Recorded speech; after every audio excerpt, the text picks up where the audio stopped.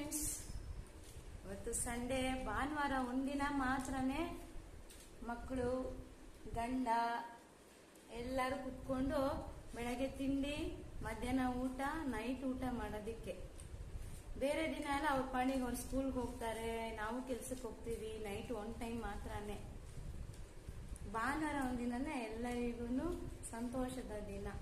ಒಟ್ಟಿಗೆ ಕುತ್ಕೊಂಡು ಊಟ ಮಾಡೋದ್ರಲ್ಲಿ ಎಷ್ಟು ಸುಖ ಅಂದ್ರೆ ಸಂತೋಷ. ಎಲ್ಲಾನು ಒಂದು ಒಗ್ಗಟ್ಟಲ್ಲೇ ಇರೋದು. ಎಲ್ಲರೂ ಕುತ್ಕೊಂಡು ಊಟ ಮಾಡುವಾಗ ಎಷ್ಟು ಹ್ಯಾಪಿ ಅನ್ಸುತ್ತೆ.